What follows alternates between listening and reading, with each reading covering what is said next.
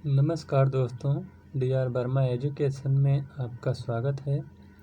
आज हम राजनीति विज्ञान से संबंधित कुछ महत्वपूर्ण प्रश्न लेकर आए हैं, जो कि टीजीटी, पीजीटी, जीआईसी आदि परीक्षाओं के लिए अति महत्वपूर्ण हैं, जो कि पिछले प्रीवियस ईयर में आए हुए प्रश्न सब हैं। सभी के सभी प्रश्न बहुत ही महत्वपूर्ण एवं चुनिंदा प्रश्न हैं। तो चलिए शुरू करते हैं। प्रश्न संख्या 1, किसने कहा है कि जब मैं राजनीति विज्ञान शीर्षक से अच्छे प्रश्नों के समूह को देखता हूँ तो मुझे प्रश्नों की अपेक्षा शीर्षक पर खेद होता है? तो इसका उत्तर आप लोग बताइए। तो इसका उत्तर हो जाएगा आपका option number B, F.W. Maitland का कथन है। अगला प्रश्न है, किसने राजनीति की परिभाषा संभव की कला के रूप में की है? तो इसका सही उत्तर हो जाएगा आपका ऑप्शन नंबर बी, बिस्मार्क का यह कथन है। अगला प्रश्न है, अर्थशास्त्र का संबंध वस्तुओं से है जबकि राजनीति शास्त्र का लोगों से है। एक का लेना कीमतों से है तो दूसरे का मूल्यों से है। यह कथन किसका है? तो इसका सही उत्तर हो जाएगा आपका ऑप्शन नंबर सी, R.N. गिलक्राइस्ट का यह कथन है। अगला प्रश्न है, किसने कहा कि राजनीतिक विज्ञान राज्य के साथ प्रारंभ और अंत होता है? तो इसका उत्तर हो जाएगा आपका ऑप्शन नंबर ए, गार्नर का यह कथन है, जो कि अति महत्वपूर्ण है। सभी प्रश्न पूछे गए हैं, जितने भी प्रश्न आपको बता रहे हैं। अगला प्रश्न है, राजनीति विज्ञान सामाजिक विज्ञान का वह अंग है जो राज्य के आधारभूत तत्वों तथा शासन के सिद्धांतों का विवेचन करता है। यह परिभाषा किसकी है? तो इसका सही उत्तर हो जाएगा आपका option number D, Paul Janet का। अगला प्रश्न है, राजनीतिक सिद्धांत के पतन के लिए निम्नलिखित में से कौन से कारक उत्तरदायी हैं? तो इसका सही उत्तर हो जाएगा आपका ऑप्शन नंबर डी, यानी सभी 1, 2, 3 और 4, यानी इतिहासवाद, प्रत्यक्षवाद, नैतिक सापेक्षवाद और अतितथ्यात्मकवाद। ये चारों ही सिद्धांत जो हैं, ये राजनीतिक सिद्धांत के पतन के लिए उत्तरदायी माने जाते हैं। अगला प्रश्न है, स्वतंत्रता के बाद जिला अधिकारी की भूमिका में मुख्य रूप से निम्नलिखित में से के कारण बहुत अधिक परिवर्तन हुआ है? तो इसका सही उत्तर हो जाएगा आपका ऑप्शन नंबर सी, जनतांत्रिक विकेंद्रीकरण। अगला प्रश्न है, डिक्लाइन ऑफ पॉलिटिकल थ्योरी के लेखक कौन है? तो इसका सही उत्तर हो जाएगा आपका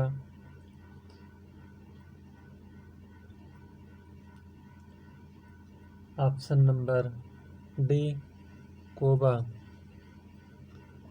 डिक्लाइन ऑफ पॉलिटिकल थ्योरी के लेखक कोबा हैं। अगला प्रश्न है,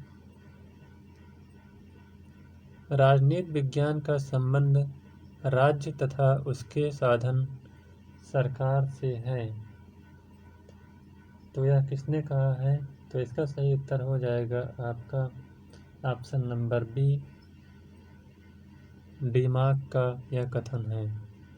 अगला प्रश्न है, निम्न में से किसने राजनीति विज्ञान को शक्ति का विज्ञान के रूप में परिभाषित किया है? तो इसका सही उत्तर हो जाएगा आपका ऑप्शन नंबर सी, कैटलिन ने। अगला प्रश्न है, किस विचारक का संबंध राजनीतिक पतन शब्द के साथ जुड़ा हुआ है? तो इसका सही उत्तर हो जाएगा आपका ऑप्शन नंबर बी, हटिंगटन। अगला प्रश्न है, निम्न में से कौन शास्त्रीय राजनीतिक सिद्धांत का प्रभावी समर्थक है? तो इसका सही उत्तर हो जाएगा आपका ऑप्शन नंबर सी, दांते जर्मिनो। अगला प्रश्न है, ग्रामर ऑफ पॉलिटिक्स के लेखक कौन है? तो इसका सही उत्तर हो जाएगा आपका option number D, Herald Laski. Herald Laski की पुस्तक का नाम है द ग्रामर ऑफ पॉलिटिक्स। अगला प्रश्न है, मानवीय संबंधों के उस किसी भी अस्थायी रूप को राजनीतिक व्यवस्था कहेंगे जिसमें महत्वपूर्ण अंगों में शक्ति, शासन अथवा सत्ता अंतर्ग्रस्त हो। यह परिभाषा किस विद्वान की है? तो इसका सही उत्तर हो जाएगा आपका option number C, Robert Dahl का यह परिभाषा दी है। रॉबर्ट डहल की अन्य प्रमुख पुस्तक है हु गवर्न्स, जो कि 1961 में लिखी गई, और ऑन डेमोक्रेसी। इसके अलावा डेमोक्रेसी एंड इट्स क्रिटिक्स, यह रॉबर्ट डहल की महत्वपूर्ण पुस्तकें हैं। अगला प्रश्न है, यूनेस्को ने राजनीतिक विज्ञान का क्षेत्र कब निर्धारित किया है? तो इसका सही उत्तर हो जाएगा आपका ऑप्शन नंबर ए, 1948 ईस्वी में। अगला प्रश्न है, राजनीति शास्त्र के पिता माने जाते हैं। तो इसका सही उत्तर हो जाएगा आपका ऑप्शन नंबर बी, अरस्तु। अरस्तु को राजनीति शास्त्र का जनक माना जाता है क्योंकि अरस्तु ने राजनीति शास्त्र को नीति शास्त्र से पृथक करके उसे एक स्वतंत्र विषय के रूप में प्रदान किया। इसीलिए अरस्तु को राजनीति विज्ञान का पिता कहा जाता है। और इनकी एक पुस्तक का नाम है जो कि इसका नाम है पॉलिटिक्स।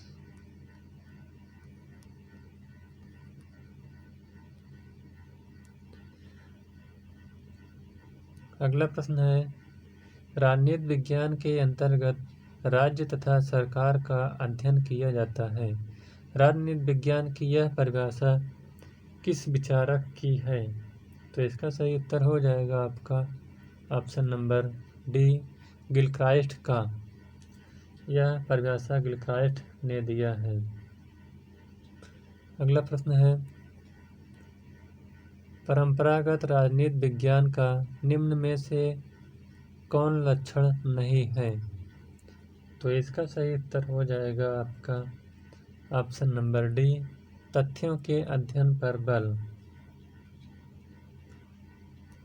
अगला प्रश्न है, किसने कहा इतिहास का राजनीति विज्ञान के बिना फल नहीं तथा राजनीति विज्ञान का इतिहास के बिना जड़ नहीं? तो इसका सही उत्तर हो जाएगा आपका ऑप्शन नंबर सी, सीले। अगला प्रश्न है, निम्न में से कौन सा समुच्चय राजनीति विज्ञान के विषय क्षेत्र को परिभाषित करता है? तो इसका सही उत्तर हो जाएगा आपका ऑप्शन नंबर डी, राज्य, मूल्य, सरकार, निर्णय निर्माण और राजनीतिक दल। अगला प्रश्न है, समाज की उन्नति के लिए विज्ञान की प्रबुद्ध तानाशाही आवश्यक है।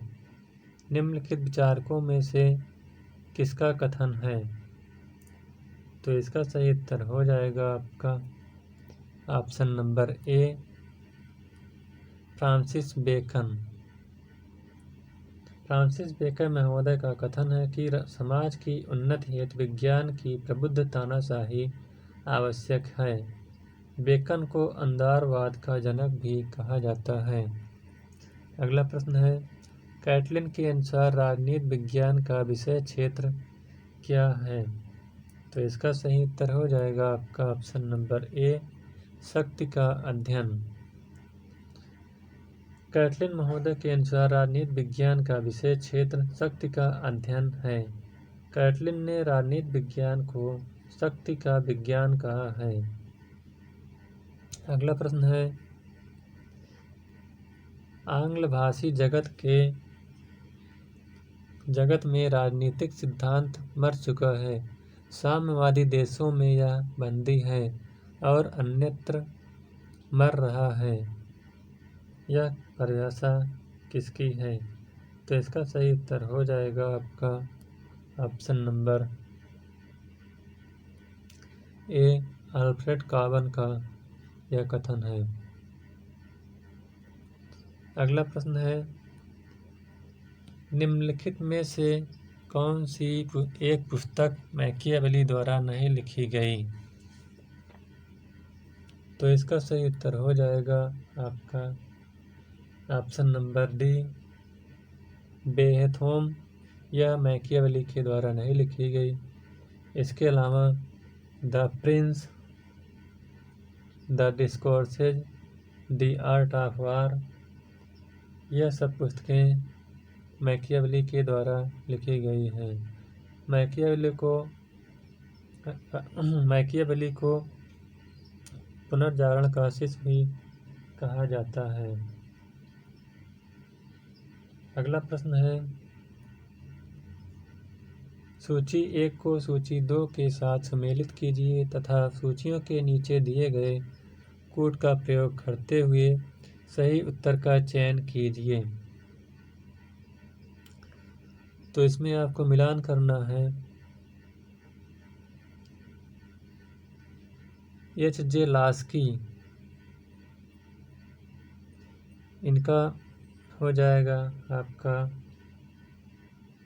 ए का 2, लिबर्टी इन मॉडर्न स्टेट, और बी.जी. मोस्का, यह हो जाएगा द रूलिंग क्लास, और सी.सी. मैक्सी, यह हो जाएगा इनका पॉलिटिकल फिलॉसफी। सी.सी. मैक्सी क्या हो जाएगा? एक पॉलिटिकल फिलॉसफी। और R.A. डहल का आपका हो जाएगा लिबर्टी इन दी मॉडर्न पॉलिटिकल एनालिसिस, यानी इस पर। तो इस प्रकार से आपका ऑप्शन नंबर ए सही हो जाएगा। 2, 4, 1 और 3। अगला प्रश्न है, कौन पावर एलीट नामक ग्रंथ के लेखक हैं? तो इसका सही उत्तर हो जाएगा आपका ऑप्शन नंबर डी, सी. राइट मिल्स पावर एलीट नामक ग्रंथ के लेखक हैं। अगला प्रश्न है, बियॉन्ड द वेलफेयर स्टेट के लेखक कौन हैं? तो इसका सही उत्तर हो जाएगा आपका option number C, Gunnar Myrdal. अगला प्रश्न है, निम्नलिखित में से कौन सम्मिलित नहीं है? तो इसमें आपका सही उत्तर हो जाएगा आपका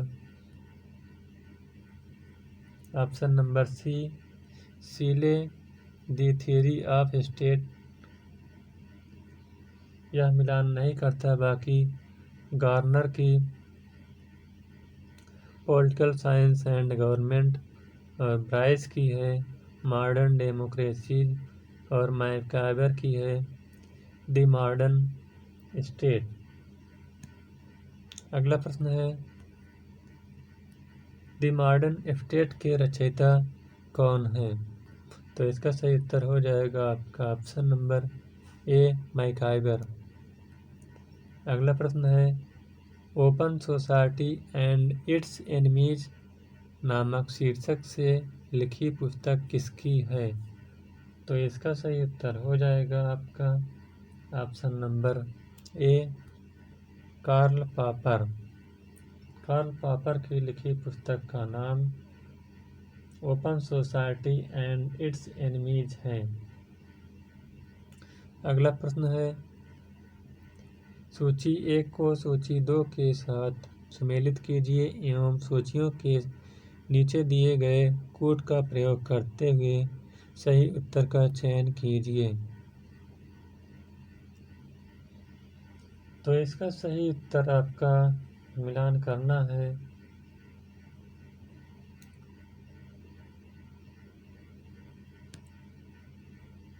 इसमें ऑप्शन तो नीचे नहीं दिए गए हैं, लेकिन फिर भी मिलान कर लेते हैं। एन.पी. बैरी। एन.पी. बैरी का हो जाएगा an introduction to modern political theory, यानी आपका पहला का पहला हो जाएगा। और डी.डी.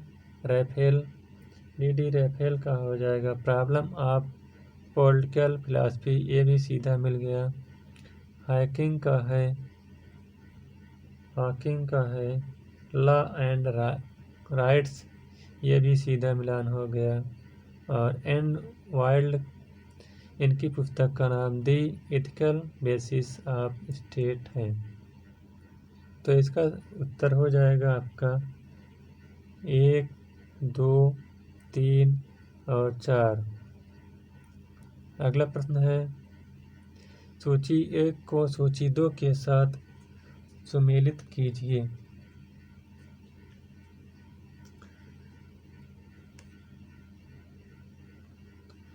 तो इसको आपको सुमेलित करना है।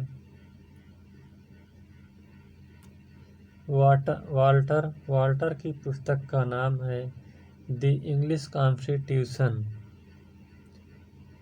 यानी आपका हो जाएगा 3। और आइबर की पुस्तक का नाम है पार्टी पॉलिटिक्स, यानी हो जाएगा आपका 1। और के.सी. हुइयर की पुस्तक का नाम है constitutional structure of the Commonwealth, तो इसका हो जाएगा के.सी. हुइयर की 4। और डब्ल्यू.एस. की पुस्तक का नाम है फेडरलिज्म एंड कॉन्स्टिट्यूशन चेंज, इसका हो जाएगा आपका 2। अगला प्रश्न है, सूची 1 को सूची 2 के साथ आपको मिलान करना है। तो इसमें जॉन लॉक की पुस्तक का नाम है ए लेटर कंसर्निंग टॉलरेशन, यानी आपका ए का हो जाएगा 4। ग्राहम वालास की पुस्तक का नाम है द ग्रेट सोसाइटीज, यानी 1 हो जाएगा। एलेक्स डी टॉकविले की पुस्तक का नाम है डेमोक्रेसी इन अमेरिका, तो इसका हो जाएगा आपका 5। और एम.पी. पायलट की पुस्तक का नाम है the new state. Antonio Gramsci की पुस्तक का नाम है प्रिजन नोटबुक। तो इस प्रकार से आपका ऑप्शन सही हो जाएगा, ऑप्शन नंबर सी। अगला प्रश्न है, सूची 1 में न्याय का किसका विचार दिए गए हैं? सूची 2 में सब विचारकों के नाम हैं, उन्हें परस्पर सुमेलित कीजिए तथा दिए गए विकल्पों में से सही विकल्प का चयन कीजिए। जेरमी बेंथम की पुस्तक का नाम है फ्रैगमेंट ऑन गवर्नमेंट। तो इसका सही आज ए का हो जाएगा आपका 2।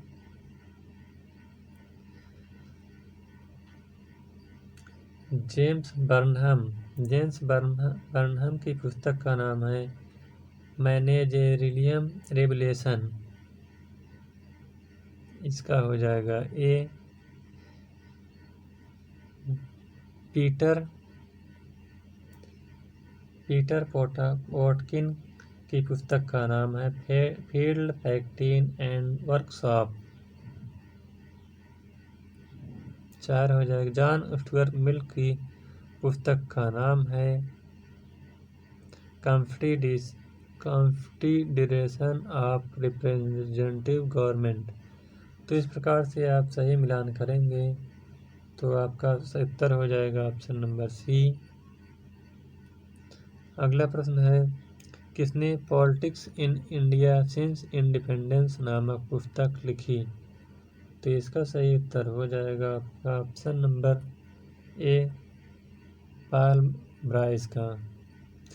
ब्राइस की पुस्तक का नाम politics in India since independence है। अगला प्रश्न है सूची 1 को सूची 2 के साथ आपको सम्मिलित करना है। एक तरफ पुस्तक का नाम दिया है और दूसरी तरफ उसके राइटर का नाम दिया गया है।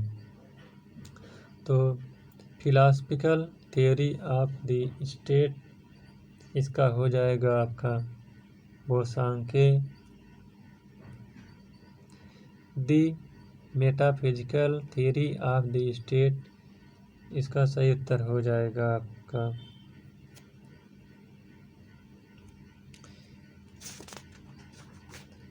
नहीं Bosanquet. The metaphysical theory of the state, इसका हो जाएगा हाउस।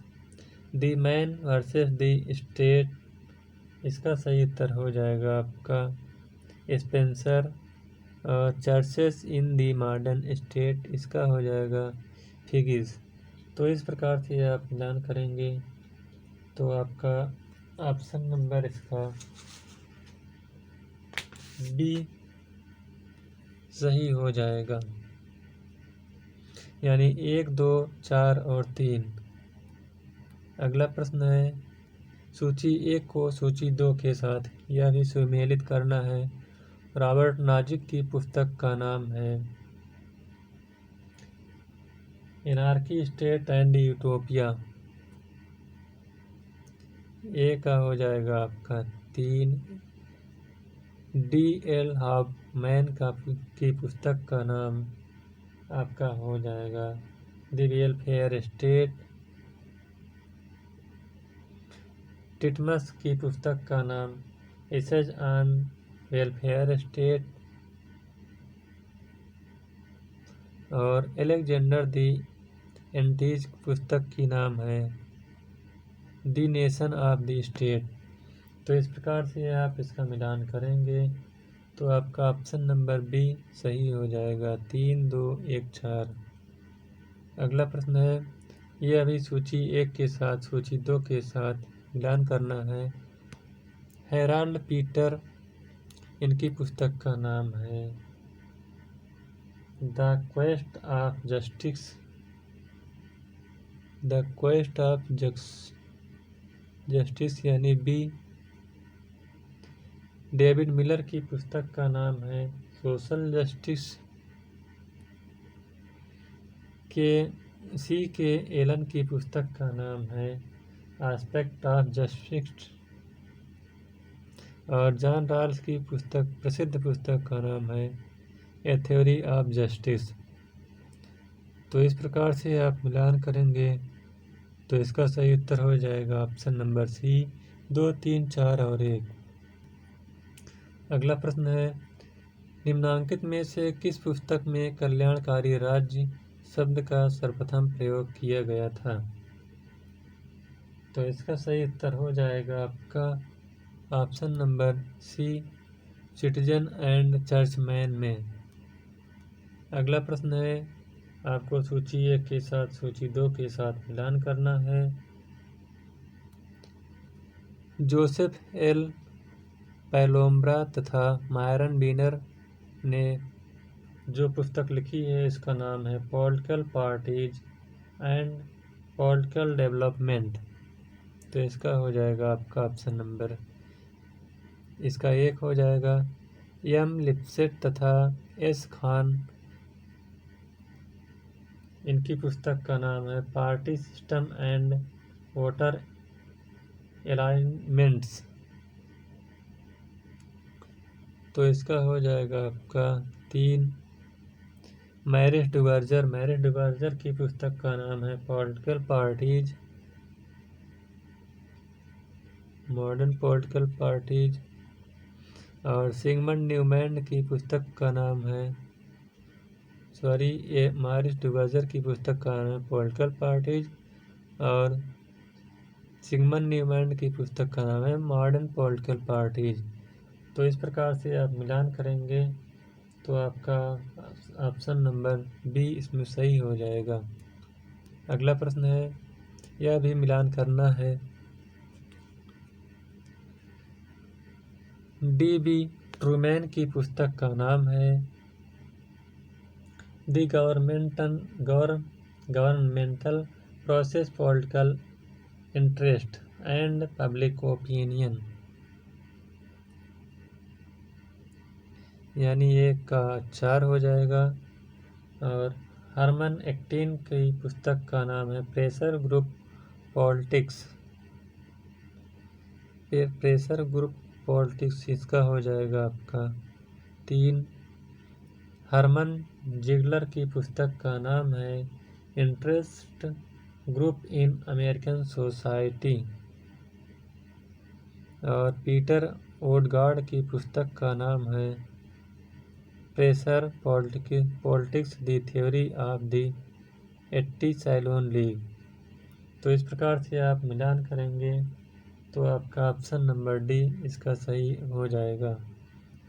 अगला प्रश्न है, प्रोपोर्शनल रिप्रेजेंटेशन नामक पुस्तक किसने लिखा? तो इसका सही उत्तर हो जाएगा आपका ऑप्शन नंबर सी, J.H. हैलेट ने। अगला प्रश्न है, यह किसने कहा कि कौन क्या कब तथा कैसे प्राप्त करता है? यह राजनीति का विषय है।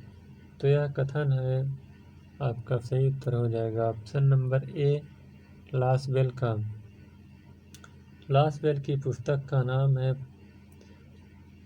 Who gets what when how, जो कि 1936 में लिखा गया था। अगला प्रश्न है, सूची 1 को सूची 2 के साथ मिलान करना है। राजनीतिक विकास के चरण। तो राजनीतिक विकास के चरण ये हो जाएगा आपका केनेथ आर्गेनकी, यानी इसका हो जाएगा केनेथ आर्गेनकी। नंबर 2, राजनीतिक विकास के संकट, इसका हो जाएगा आपका लुसियन पाई। राजनीतिक संस्कृति का वर्गीकरण, इसका हो जाएगा आलमंड और बर्बा। और राजनीतिक दलों का वर्गीकरण, इसका हो जाएगा ला पालोम्ब्रा तथा माइनर बीनर। तो इस प्रकार से आप मिलान करेंगे तो ऑप्शन नंबर ए 2, 1, 3, 4 सही हो जाएगा। अगला प्रश्न है, राजनीति मानव समुदाय द्वारा अपनी समस्याओं से निपटने की प्रक्रिया है, यह किसने कहा है? तो यह कथन अरस्तु के द्वारा कहा गया है। अरस्तु ने कहा है कि हेराल्ड लासबेल ने कहा कि राजनीति मानव समुदाय द्वारा अपनी समस्याओं से निपटने की एक प्रक्रिया है। लासबेल, मॉस्को, शुम्पीटर, सी राइट मिल्स। सॉरी, इसका उत्तर ये नहीं होगा, इसका उत्तर आपका हो जाएगा हेराल्ड लासबेल। अगला प्रश्न है, सूची 1 को सूची 2 के साथ आपको मिलान करना है।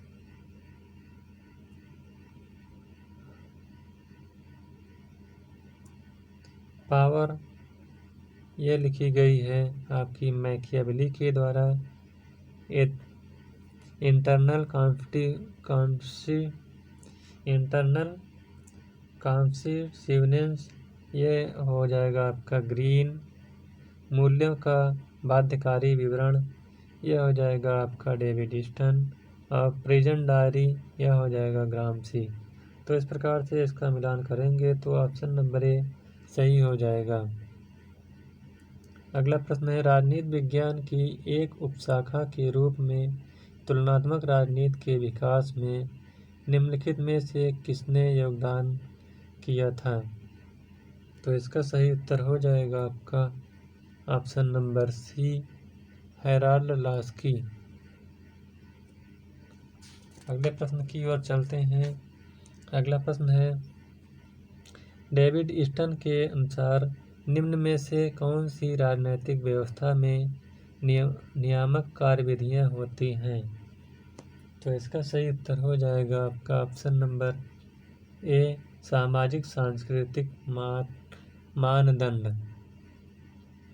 अगला प्रश्न है, निम्नलिखित में से किसने राजनैतिक व्यवस्थाओं को राजनीतिक प्रजातंत्र, परिरक्षक प्रजातंत्र, आधुनिकी अल्पतंत्र, सर्वसत्तात्मक अल्पतंत्र और पारंपरिक अल्पतंत्र में वर्गीकृत किया है?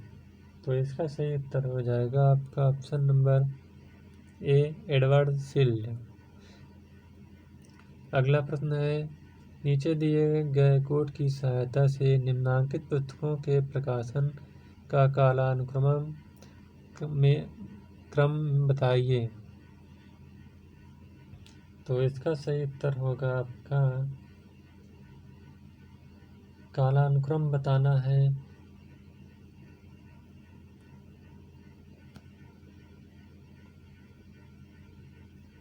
तो पहले इसका ऑप्शन नंबर सी हो जाएगा, यानी दी टू ट्रीटाइज ऑफ गवर्नमेंट। यह 19 लाख के द्वारा 1960 में लिखी गई है। उसके बाद ए ग्रामर ऑफ पॉलिटिक्स लास्की के द्वारा लिखा गया है 1925 में। उसके बाद मोनार्की स्टेट एंड यूटोपिया यह नाजिक के द्वारा जो 1974 में लिखी गई है। और the end of history and the last man यह फ्रांसिस फुकुयामा के द्वारा लिखी गई है, जो कि 1989 में लिखी गई है। अगला प्रश्न है, राजनीतिक विकास का सूचक निम्नांकित में से कौन सा नहीं है? तो इसका सही उत्तर हो जाएगा आपका ऑप्शन नंबर सी, भाईचारा। अगला प्रश्न है, सूची 1 को सूची 2 के साथ मिलान करना है। एक तरफ राजनीतिक विचारक दिए गए हैं और दूसरी तरफ उनसे संबंधित कुछ सिद्धांत। तो इसका मिलान करते हैं। दांते का हो जाएगा रोमन साम्राज्य। इसके बाद मैकियावेली का हो जाएगा राजनीति तथा नैतिकता। लेनिन का हो जाएगा आपका साम्राज्यवाद का सिद्धांत। स्पेंसर राज्य का सावयी सिद्धांत। तो इस प्रकार से मिलान करेंगे तो आपका ऑप्शन नंबर डी सही हो जाएगा। अगले प्रश्न की ओर चलते हैं। अगला प्रश्न है, पब्लिक ओपिनियन नामक पुस्तक का लेखक कौन है? तो इसका सही उत्तर हो जाएगा आपका ऑप्शन नंबर ए, वाल्टर लिपमैन। अगला प्रश्न है, निम्नलिखित में से कौन सा सुमेलित नहीं है? तो इसका सही उत्तर हो जाएगा आपका ऑप्शन नंबर बी, शक्ति अभियान पैरेटो का नहीं है। इसके अलावा अल्पतंत्र का लौह सिद्धांत रॉबर्ट मिचेल्स का है। उसके बाद शासक वर्ग यह मोस्का का है। वर्गहीन समाज कार्ल मार्क्स का है। अगला प्रश्न है, राजनीतिक विज्ञान में व्यवहार क्रांति के जनक के रूप में किसे जाना जाता है? तो इसका सही उत्तर हो जाएगा आपका option number A, David Easton का।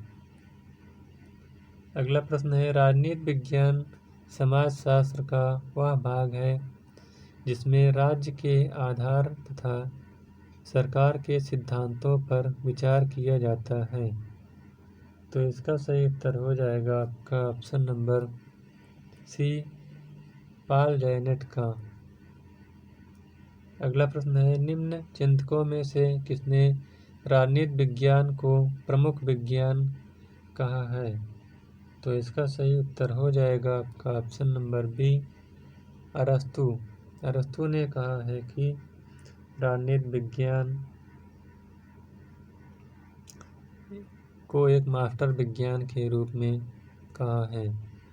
अगला प्रश्न है, नागरिक शास्त्र की उत्पत्ति सिविक और सिविटास से हुई है। यह किस भाषा के शब्द से बना है? तो इसका सही उत्तर हो जाएगा आपका ऑप्शन नंबर सी, यह लैटिन भाषा के शब्द से इसकी उत्पत्ति हुई है। अगला प्रश्न है, राजनीति शब्द की उत्पत्ति पोलिश से हुई है। यह किस भाषा के शब्द से बना है? तो इसका सही उत्तर हो जाएगा आपका ऑप्शन नंबर ए, ग्रीक शब्द से बना है। अगला प्रश्न है, कांग्रेस ने अपने पूर्ण स्वराज्य के उद्देश्य को किस वर्ष में निर्धारित किया था? तो इसका सही उत्तर हो जाएगा आपका ऑप्शन नंबर डी, 1929। कांग्रेस ने अपने पूर्ण स्वराज्य के उद्देश्य को वर्ष 1929 में निर्धारित किया था। 1929 के लाहौर अधिवेशन में पारित पूर्ण स्वराज्य के प्रस्ताव के अनुसार कांग्रेस के संविधान में स्वराज्य शब्द का अर्थ पूर्ण स्वतंत्रता या पूर्ण स्वराज्य हो गया। लाहौर सम्मेलन के अंतिम दिन की आधी रात को रावी नदी के तट पर जवाहरलाल नेहरू ने पूर्ण स्वराज्य वंदे मातरम के नारे के साथ ध्वज लहराया था। अगला प्रश्न है, सूची 1 को सूची 2 के साथ आपको मिलान करना है। दर्शन शास्त्र का हो जाएगा आपका मन। राजनीति विज्ञान का हो जाएगा आपका व्यापार। और अर्थशास्त्र का हो जाएगा आपका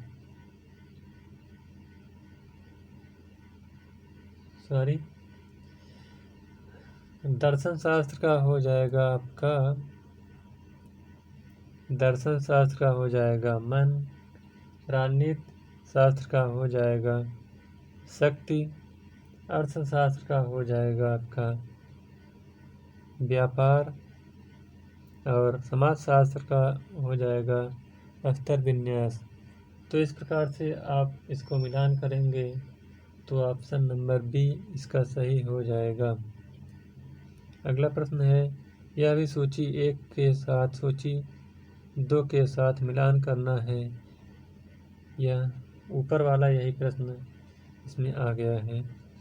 अगले प्रश्न की ओर चलते हैं। नागरिक शास्त्र शब्द की उत्पत्ति सिविक और सिविटास शब्द से हुई है। यह किस भाषा का शब्द है?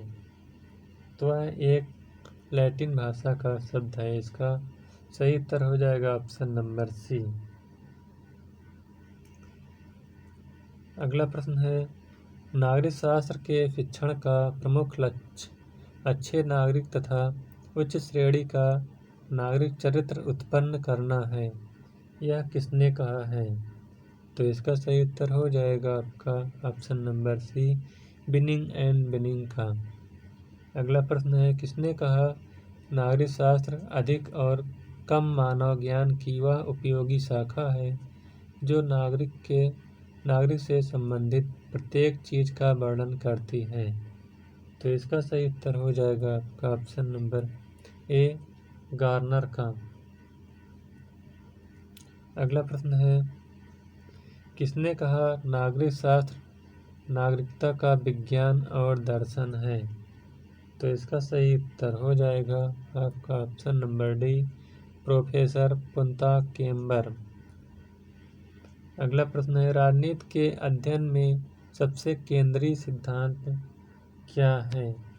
तो इसका सही उत्तर हो जाएगा आपका ऑप्शन नंबर ई, राज्य।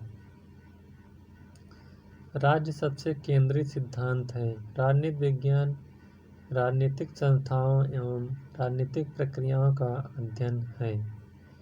राज्य के अंतर्गत 4 तत्व आवश्यक हैं। नंबर 1 जनसंख्या, नंबर 2 निश्चित भूभाग, नंबर 3 सरकार और नंबर 4 संप्रभुता।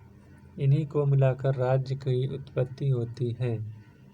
अगला और लास्ट प्रश्न है, निम्न में से एक हर्बर्ट साइमन के निर्णय निर्माण उपागम की विशेषता है? तो इसका सही उत्तर हो जाएगा आपका ऑप्शन नंबर सी, बुद्धिपरक वैज्ञानिक। तो इस प्रकार से 75 प्रश्नों की सीरीज यह समाप्त होती हुई। अगर यह वीडियो आपको अच्छा लगा हो तो वीडियो को लाइक, शेयर और चैनल को सब्सक्राइब करिएगा। Thank you.